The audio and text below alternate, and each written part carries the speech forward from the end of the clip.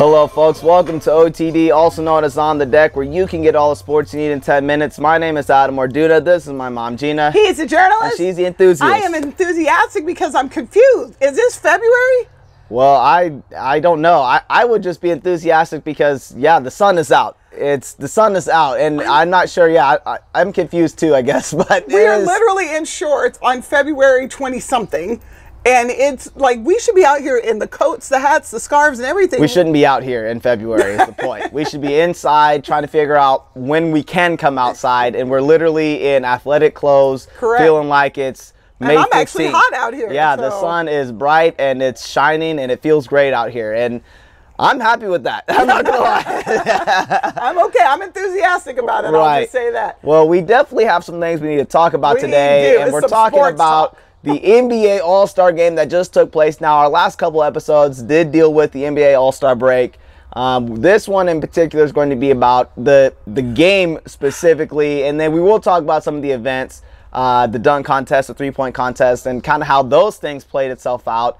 And then there's some new NBA talk that took place over the last couple days that is pretty shocking to a lot of people.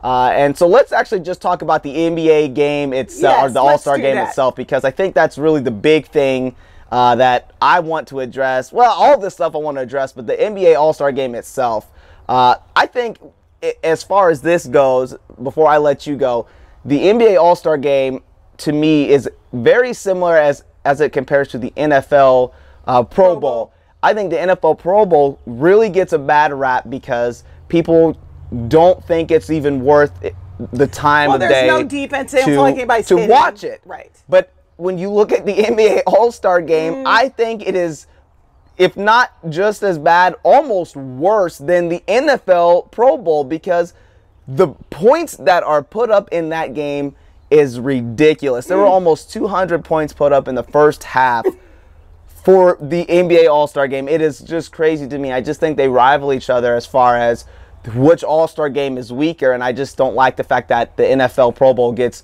more hatred than the NBA All-Star game. What do you think on that? I don't know if it's getting more hatred now, because the hate we've been hearing since Sunday night, as soon as the game was over, has been through the roof. People are calling it a clown show. They're saying it's like watching a Globetrotters game. I mean, yeah, it's not getting any love right now. Yeah. I'm talking about the NBA All-Star game. Right. So I don't know if the Pro Bowl, and the Pro Bowl this year actually was competitive. People were actually hitting. You actually saw defenders out there showing their ability to smack the ball down, and there were interceptions, yes, there was interceptions, and touchdowns, and a couple of actual there tackles. There were some drives that were legitimate football drives. 100%. Yeah, real tackles. And there was a little bit of clowning around, which you want to see, because it is a friendly game and it's an exhibition. It's still exhibition. But if you're going to do it to showcase the skill, so here's what I'm going to say. I was getting ready to just light it up with some shade and some salt, because it is embarrassing. At one point, you did feel like you were watching the Globetrotters, except that both teams were the Globetrotters. There was no defense. There'd be three guys in the lane, and they're all like, let me get out the way.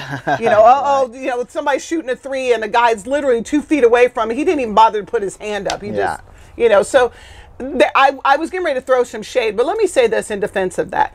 You've got these guys who are making their money no matter what they do. Sure. They're going to go out there and just try to show out and show up, and people watch. People like you and I've never missed a Pro Bowl. Right. And I watched I was mad at Buffalo Wild Wings because they took too long getting me my wings at halftime so I could get back to watch the game. Yeah. So, is it really the player's fault? And that's my question to you. You're the journalist, you're the athlete here.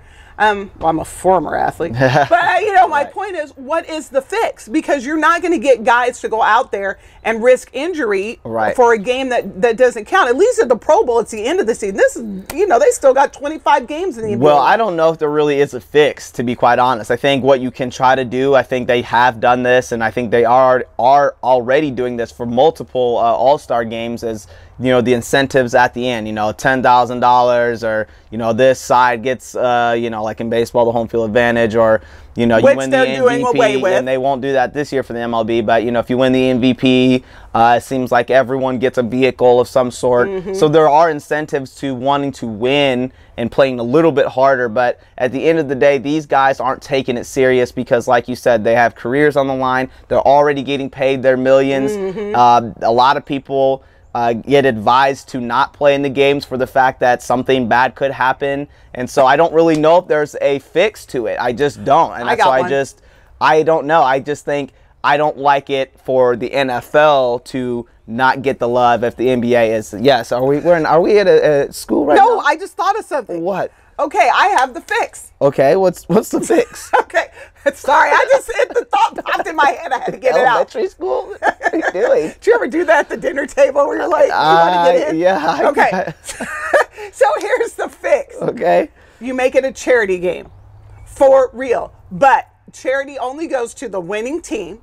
The league will put up $500,000, $500,000 to the charity of the team's overall choosing. Right. So the coaches and the players get together and they choose, the West or the East chooses a charity.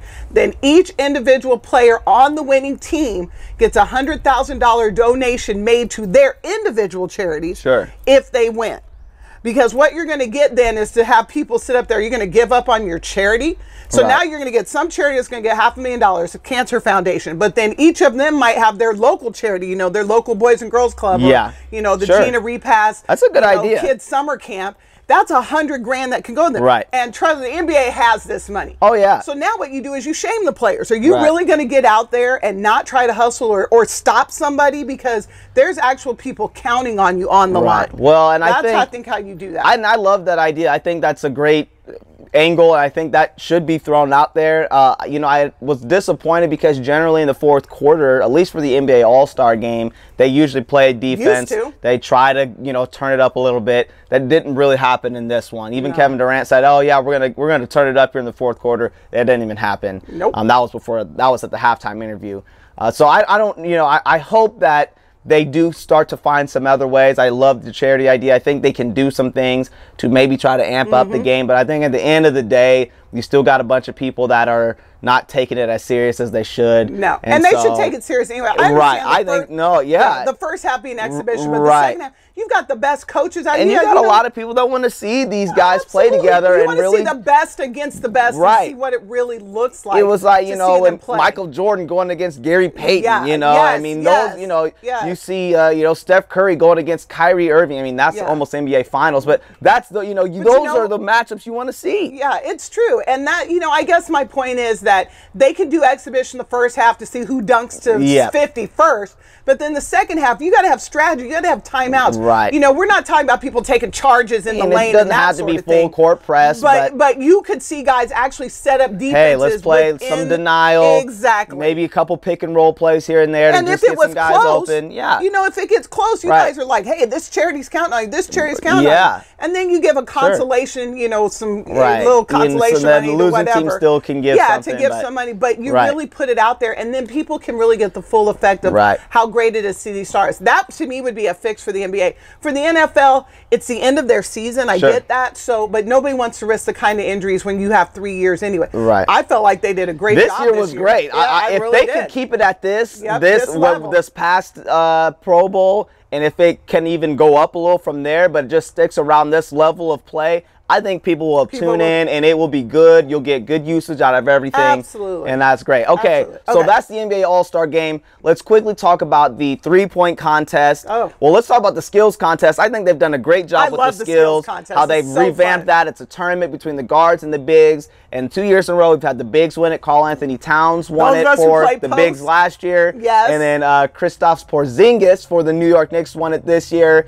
So congrats to the bigs. That's awesome. Okay, so to the three-point contest, they're the winner from last year, and 2 years ago they've been the Dubs. Yeah. You had Steph Curry from 2 years ago, Klay Thompson from last year. So you just kind of expect those guys to run away with it. Right. That did not happen. Nope. Steph didn't even play in this one, or didn't participate in this one, and Klay didn't even make it out of the first round. Nope. So I really kind of felt like it took some of the luster out of the three-point contest because everyone wants to see Klay or Steph or somebody like that go in. Now, it's great to have other people win it. I think it creates good, drama and allows somebody else to do it. Well, the Houston Nuggets who won, wasn't it? No, from the Houston Rockets. Did I say Houston Nuggets? Yeah. Houston Rockets. Yes, I don't know where Denver. Eric Gordon won the 3-point contest for the Rockets. I was seeing Harden. I was seeing the beard. And but yeah, it was a guy from the Rockets, which was kind of nice. But it would have been nice if he had beat Clay. Yeah, exactly. You want to see Clay at least get to the finals. And nobody was more shocked than Clay that he missed. He was upset. He was definitely upset. At least he played, unlike other people.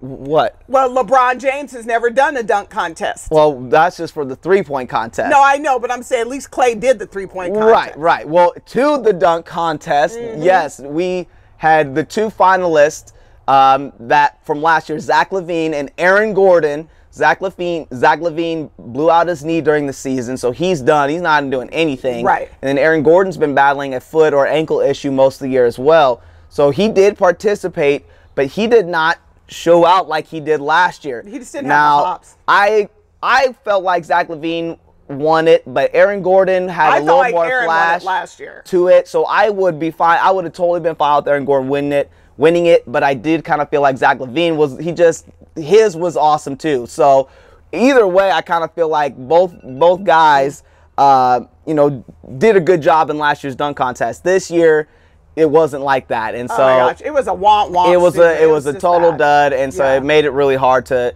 get into, and so hopefully they can figure it out for next year, and same thing for the All-Star game. Well, you know what I would like to see them do to fix that is I would like to see them add a charity element. I think the whole break should be charity driven, and then 2, I would like to see them say no props. Or that you get one dunk. You get one round you can be props, but exactly. Get your up. That's a good idea. How do you slam it down? You got to be creative in the air. Exactly. So that's how I'd like to see it happen. Well, you know what? It's good to do a wrap up of the weekend. It is. And then there's a couple just side notes. There's some big trade talks. Yeah. We already have one with DeMarcus Cousins from the Sacramento Kings. Boogie is going to boogie right down to New Orleans. As soon as the All-Star game got done, he got a message from his agent saying, on camera, literally coming up to him in the press conference saying, what, New Orleans? Okay. On camera. So he is going to now join Anthony Davis, who is the All-Star Game MVP, down in New Orleans, and they're going to go ahead and have a good season, hopefully. And then there are still trade talks with Carmelo and Kevin Love. We thought we put this to bed. Kevin Love. But Kevin Love went ahead and got hurt. Right. And so now he's not going to be able to help his team. And Carmelo's like, I'm right here. Well, we'll see what happens. So there's going to be a lot more games left of the NBA season, plus the NBA Finals. They're going to actually start playing now, too. It'll be fun and exciting. So we'll continue bringing those updates, continue to follow us on all of our social media. And we just want to say we appreciate your time and thanks for watching, folks.